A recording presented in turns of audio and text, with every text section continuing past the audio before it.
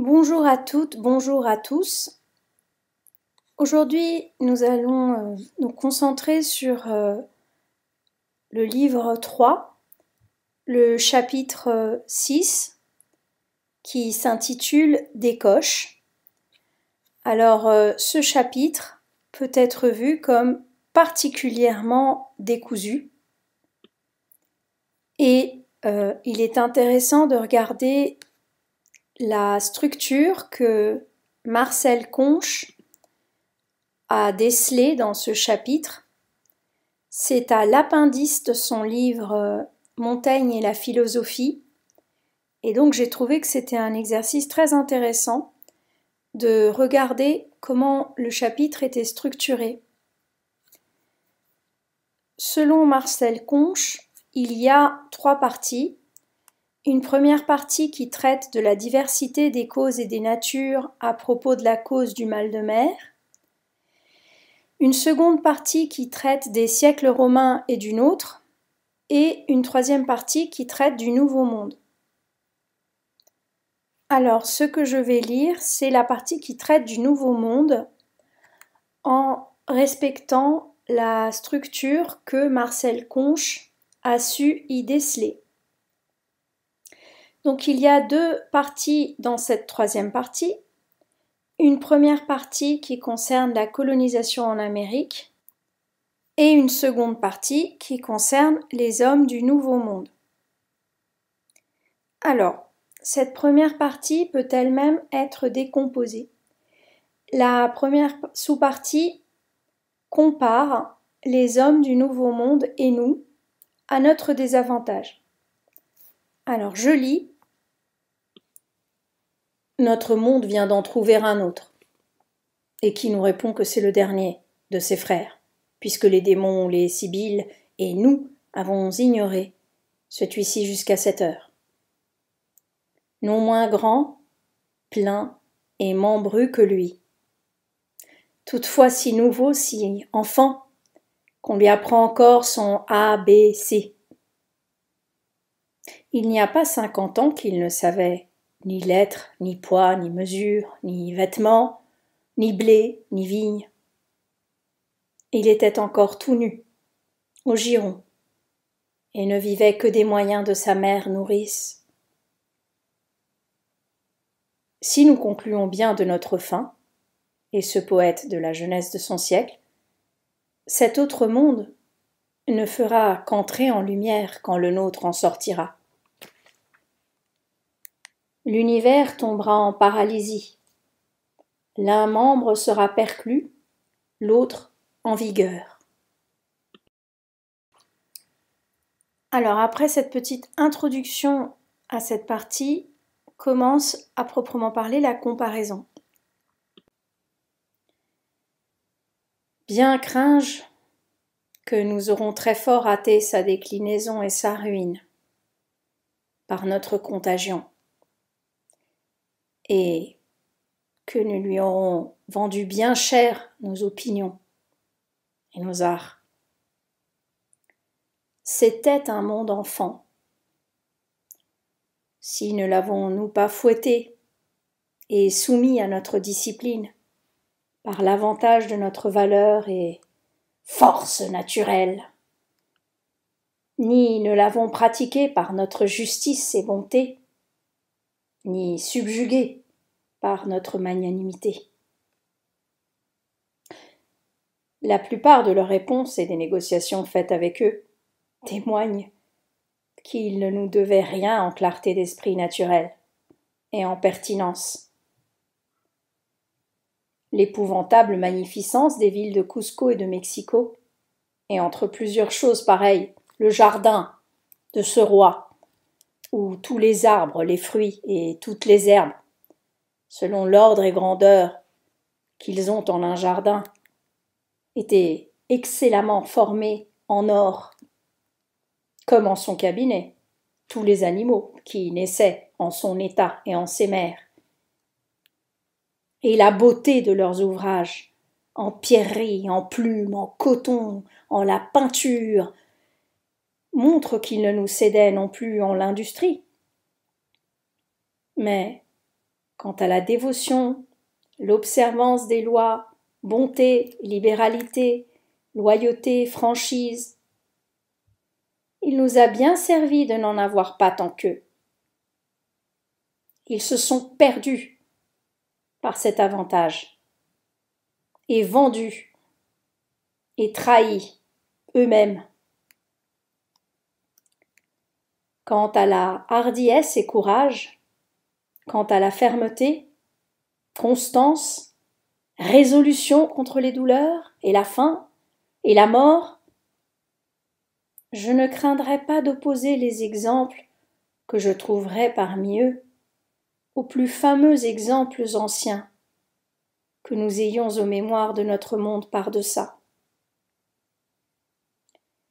Car pour ceux qui les ont subjugués, qu'ils ôtent les ruses et battelages de quoi ils se sont servis à l'épipée, et le juste étonnement qu'apportait à ces nations-là de voir arriver si inopunément des gens barbus, divers en langage, religion, en forme et en contenance, d'un endroit si éloigné et où ils n'avaient jamais su qu'il y eût habitation quelconque, monter sur des grands monstres inconnus, contre ceux qui n'avaient non seulement jamais vu de cheval, mais bête quelconque, dût apporter et soutenir un homme ni autre charge, garni d'une peau luisante et dure, et d'une arme tranchante et resplendissante,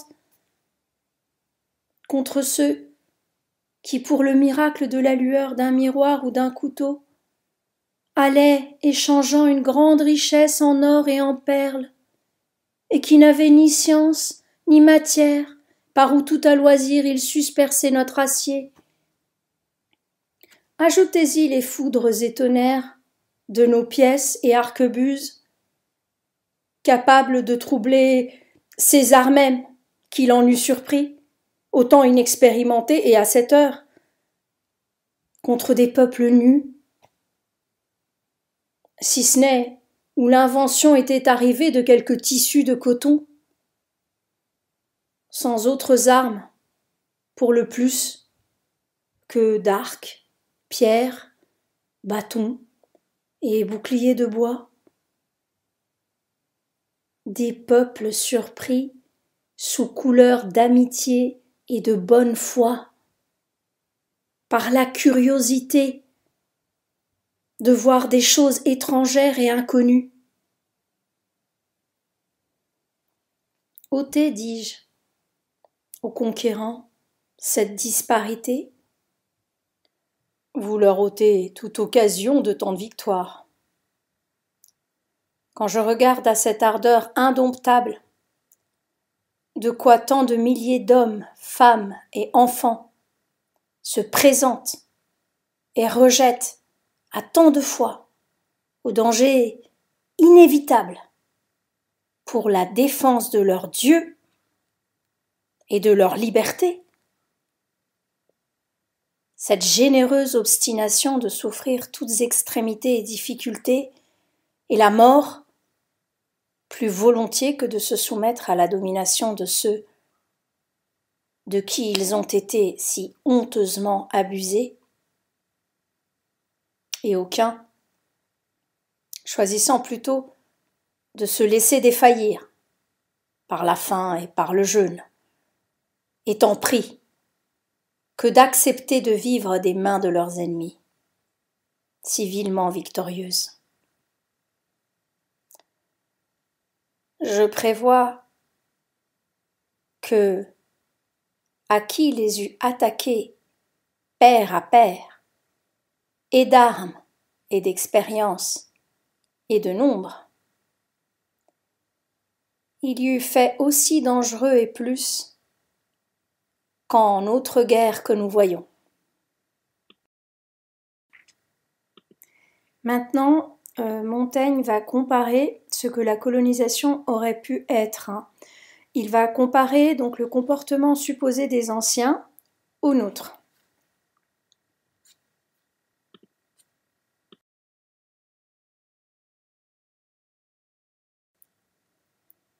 Que n'est tombé sous Alexandre, où, sous ces anciens Grecs et Romains, une si noble conquête et une si grande mutation et altération de tant d'empires et de peuples. Sous des mains qui eussent doucement poli et défriché ce qu'il y avait de sauvage, et eussent conforté et promu les bonnes semences que nature y avait produit, mêlant non seulement à la culture des terres et ornement des villes les arts de deçà, en tant qu'elles y eussent été nécessaires, mais aussi mêlant les vertus grecques et romaines aux originelles du pays. Quelle réparation eussent été et quel amendement à toute cette machine que les premiers exemples et déportements nôtres qui se sont présentés par-delà eussent appelé ces peuples à l'admiration et imitation de la vertu, et eussent dressé entre eux et nous une fraternelle société et intelligence. Quelle réparation eussent été, et quel amendement à toute cette machine, que les premiers exemples et déportements nôtres qui se sont présentés par-delà eussent appelé ces peuples à l'admiration et imitation de la vertu, et eussent dressé entre eux et nous une fraternelle société et intelligence. Combien il eût été aisé de faire son profit, d'âmes si neuves, si affamées d'apprentissage, ayant pour la plupart de si beaux commencements naturels. Au rebours, nous nous sommes servis de leur ignorance et inexpérience, à les plier plus facilement vers la trahison, luxure, avarice, et vers toutes sortes d'inhumanité et de cruauté, à l'exemple et patron de nos mœurs. Qui mit jamais a-t-elle pris le service de la mercadance et de la trafic? Tant de villes rasées, tant de nations exterminées, tant de millions de peuples passés au fil de l'épée, et la plus riche et belle partie du monde bouleversée pour la négociation des perles et du poivre. Mécanique victoire. Jamais l'ambition, jamais les inimitiés publiques ne poussèrent les hommes les uns contre les autres à si horribles hostilités et calamités si misérables. Après avoir traité de la colonisation en Amérique, Montaigne va maintenant s'intéresser aux hommes du Nouveau Monde d'après des exemples historiques. Alors cette partie se divise encore, peut être divisée plutôt, en 3 sous-parties. La première traite de la vertu, du courage et de la loyauté des gens du Nouveau Monde. La deuxième de leurs croyances.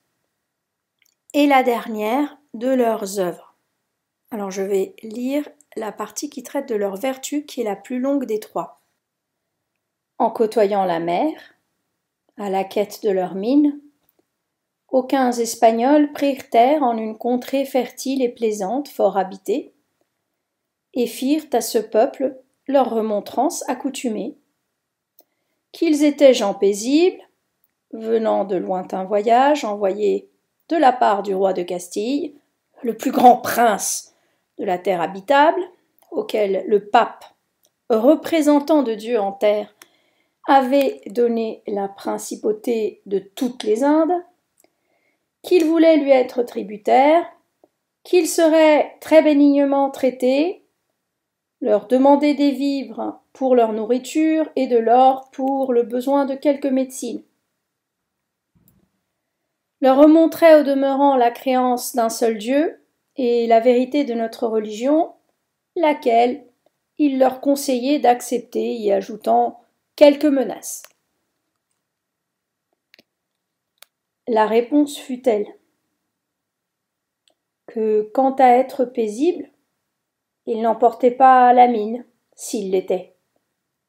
Quant à leur roi, puisqu'il demandait, il devait être indigent et nécessiteux.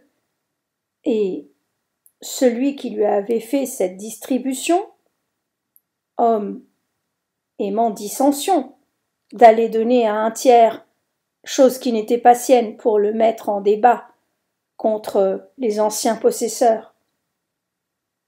Quant aux vivres, qu'il leur en fournirait. D'or, ils en avaient peu, et que c'était chose qu'ils mettaient en nulle estime, d'autant qu'elle était inutile au service de leur vie, là où tous leurs soins regardaient seulement à la passer heureusement et plaisamment. Pourtant, ce qu'ils pourraient en trouver, sauf ceux qui étaient employés au service de leur Dieu, qu'ils le prissent hardiment. Quant à un seul Dieu, le discours leur en avait plu, mais qu'ils ne voulaient pas changer leur religion, s'en étant si utilement servis si longtemps, et qu'ils n'avaient accoutumé prendre conseil que de leurs amis et connaissants. Quant aux menaces, c'était signe de faute de jugement d'aller menaçant ceux desquels la nature et les moyens étaient inconnus. Ainsi qu'ils se dépêchassent promptement de vider leurs terres, car ils n'étaient pas accoutumés de prendre en bonne part les honnêtetés et remontrances de gens armés et étrangers. Autrement, qu'on ferait d'eux comme de ces autres, leur montrant les têtes d'aucuns hommes justiciers autour de leur ville. Voilà un exemple de la balbutie de cette enfance. Mais tant y a que ni en ce lieu-là, ni en plusieurs autres où les Espagnols ne trouvèrent les marchandises qu'ils cherchaient, ils ne firent ni arrêt ni entreprise, quelque autre commodité qu'il y eût. Témoins mais cannibales. Des deux les plus puissants monarques de ce monde-là, et à l'aventure de ce celui-ci, roi de tant de rois, les derniers qu'ils en chassèrent. Celui du Pérou, ayant été pris en une bataille et mis à une rançon si excessive qu'elle surpasse toute créance, et celle-là fidèlement payée, et avoir donné par sa conversation signe d'un courage franc, libéral et constant, et d'un entendement net et bien composé, il prit envie au vainqueur, après en avoir tiré 1 325 500 pesants d'or, outre l'argent et autres choses qui ne montrèrent pas moins, si que leurs chevaux n'allaient plus ferrer que d'or massif, de voir encore, au prix de quelque déloyauté que ce fût, quel pouvait être le reste des trésors de ce roi, et jouir librement de ce qu'il avait resserré, on lui apposta une fausse accusation épreuve, qu'il dessaignait de faire soulever ses provinces pour se remettre en liberté. Sur quoi, par beau jugement de ceux mêmes qui lui avaient dressé cette trahison, on le condamna à être pendu et étranglé publiquement, lui ayant fait racheter le tourment d'être brûlé tout vif par le baptême qu'on lui donna au supplice même. Accident horrible et inouï, qu'il souffrit pourtant sans se démentir, ni de contenance ni de parole, d'une forme et gravité vraiment royale. Et puis, pour endormir les peuples étonnés et transis de choses si étranges, on contrefit un grand deuil de sa mort, et lui ordonna-t-on des somptueuses funérailles. L'autre roi de Mexico, ayant longtemps défendu sa ville assiégée et montré en ce siège tout ce qu'on peut, et la souffrance, et la persévérance, si oncle, prince et peuple le montra, et son malheur, l'ayant rendu vif entre les mains des ennemis avec capitulation d'être traité en roi, aussi ne leur fit-il rien voir en la prison, indigne de ce titre, ne trouvant point après cette victoire tout l'or qu'ils s'étaient promis. Quand ils eurent tout remué et tout fouillé, ils se mirent à en chercher des nouvelles par les plus âpres gênes, de quoi ils se purent aviser sur les prisonniers qu'ils tenaient. Mais pour n'avoir rien profité, trouvant des courages plus forts que leurs tourments, ils en vinrent enfin à une telle rage que contre leur foi et contre tout droit des gens, ils condamnèrent le roi même et l'un des principaux seigneurs de sa cour à la gêne, en présence l'un de l'autre. Ce seigneur, se trouvant forcé de la douleur, environné de brasiers ardents, tourna sur la fin piteusement sa vue vers son maître, comme pour lui demander merci de ce qu'il n'en pouvait plus. Le roi, plantant fièrement et rigoureusement les yeux sur lui, pour reproche de sa lâcheté et pusillanimité, lui dit seulement ces mots d'une voix rude et ferme. Et moi, suis-je dans un bain? Suis-je pas plus à mon aise que toi? Celui-là, soudain après, succomba aux douleurs et mourut sur la place. Le roi, à demi rôti, fut emporté de là, non tant par la pitié, car quelle pitié toucha jamais des âmes si barbares qui, pour la douteuse information de quelques vases d'or à piller, fissent griller devant leurs yeux un homme, non qu'un roi si grand et en fortune et en mérite. Mais ce fut que sa constance rendait de plus en plus honteuse leur cruauté. Ils le pendirent, depuis ayant courageusement entrepris de se délivrer par armes d'une si longue captivité et sujétion, où il fit sa fin digne d'un magnanime prince. À une autre fois, ils mirent brûler pour un coup, en même feu, 460 hommes, tout vifs, les 400 du commun peuple, les 60 des principaux seigneurs d'une province, prisonniers de guerre simplement. Nous tenons d'eux-mêmes ces narrations, car ils ne les avouent pas seulement, ils s'en vantent et les prêchent. Serait-ce pour témoignage de leur justice ou zèle envers la religion? Certes, ce ne sont voies trop diverses et ennemies d'une si sainte fin. S'ils se fussent proposés d'étendre notre foi, ils eussent considéré que ce n'était pas en possession de terre qu'elle s'amplifie, mais en possession d'hommes, et se fussent trop contentés des meurtres que la nécessité de la guerre apporte, sans y mêler indifféremment une boucherie, comme sur des bêtes sauvages. Universelles autant que le fer et le feu y ont pu atteindre. N'en ayant conservé par leur dessein qu'autant qu'ils en ont voulu faire de misérables esclaves, pour l'ouvrage et service de leur minière.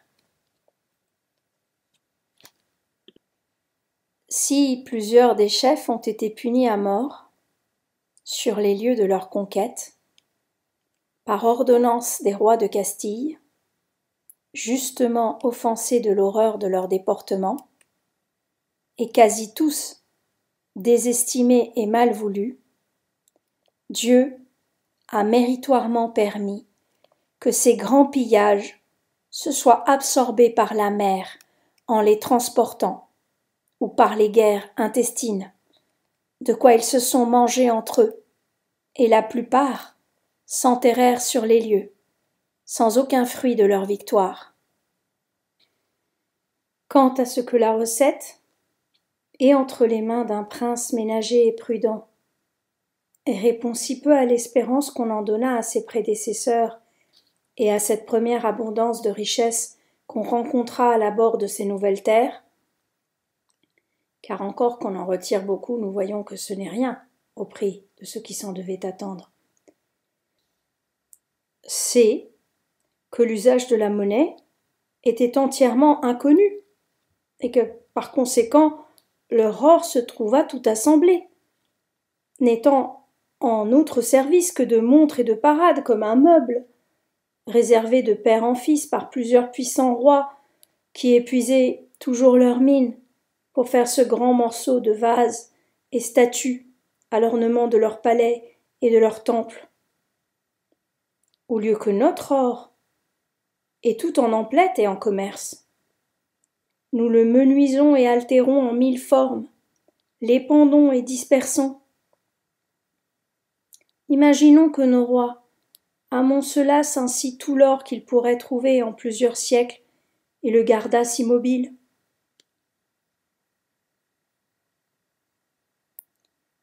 Maintenant, je passe à la partie qui traite de leurs croyances.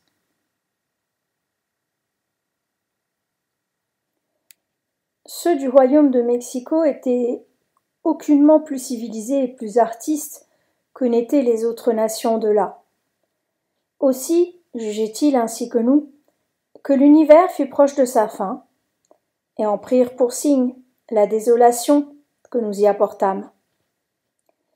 Il croyait que l'être du monde se départ en 5 âges, et en la vie de 5 soleils consécutifs, desquels les 4 avaient déjà fourni leur temps, et que celui qui leur éclairait était le 5e. Le premier périt avec toutes les autres créatures, par universelle inondation des eaux. Le second, par la chute du ciel sur nous, qui étouffa toute chose vivante, auquel âge ils assignent les géants, et en firent voir aux Espagnols des ossements à la proportion desquels la stature des hommes revenait à 20 paumes de hauteur. Le troisième, par feu, qui embrasa et consuma tout. Le quatrième, par une émotion d'air et de vent, qui abattit jusques à plusieurs montagnes. Les hommes n'en moururent point, mais ils furent changés en magots. Quelles impressions ne souffre la lâcheté de l'humaine créance. Après la mort de ce 4e soleil, le monde fut 25 ans en perpétuelles ténèbres, au 15e desquels fut créé un homme et une femme qui refirent l'humaine race.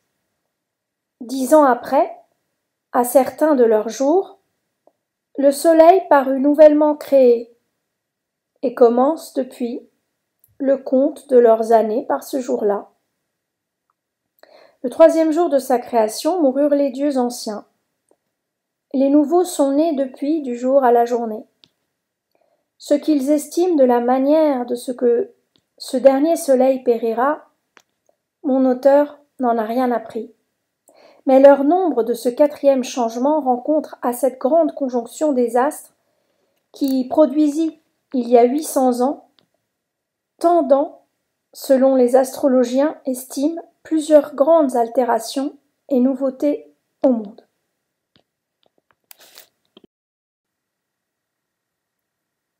Maintenant, pour cette 3e sous-partie de la 2e partie, Montaigne va donc se consacrer à leurs œuvres. Voilà. Quant à la pompe et magnificence par où je suis entrée en ce propos, Ni Grèce, ni Rome, ni Égypte ne peut, soit en utilité ou difficulté ou noblesse, comparer aucun de ces ouvrages au chemin qui se voit au Pérou, dressé par les rois du pays depuis la ville de Quito jusqu'à celle de Cusco, il y a 300 lieues. Droit, uni, large de 25 pas, pavé, revêtu de côté et de l'autre de belles et hautes murailles, et le long d'icelles par le dedans 2 ruisseaux pérennes, bordés de beaux arbres qu'ils nomment molis. Où ils ont trouvé des montagnes et rochers, ils les ont taillés et aplanis, et comblé les fondrières de pierre et chaux. Au chef de chaque journée, il y a de beaux palais fournis de vivres, de vêtements et d'armes, tant pour les voyageurs que pour les armées qui ont à y passer. En l'estimation de cet ouvrage, j'ai compté la difficulté qui est particulièrement considérable en ce lieu-là. Ils ne bâtissent pas de moindre pierre, que de 10 pieds en carré. Ils n'avaient autre moyen de charrier qu'à force de bras entraînant leur charge, et pas seulement l'art d'échafauder, ni sachant autre finesse que de hausser autant de terre contre leurs bâtiments comme ils s'élèvent pour l'ôter après. Retombons à nos coches. En leur place et de toute autre voiture, ils se faisaient porter par les hommes sur leurs épaules. Ce dernier roi du Pérou, le jour qu'il fut pris, était ainsi porté sur des brancards d'or et assis dans une chaise d'or au milieu de sa bataille. Autant qu'on tuait de ses porteurs pour le faire choir à bas, car on voulait le prendre vif, autant d'autres et à l'envi prenaient la place des morts, de façon qu'on ne le pût onc abattre, quelque meurtre qu'on fit de ces gens-là, jusqu'à ce qu'un homme de cheval l'alla saisir au corps et l'avala par terre. Voilà, cette capsule touche à sa fin. L'ouvrage dont est extrait cette découpe s'intitule Montaigne et la philosophie. Il est paru aux Presses universitaires de France. Il est disponible sur Cairn gratuitement avec un accès institutionnel. Je vous remercie.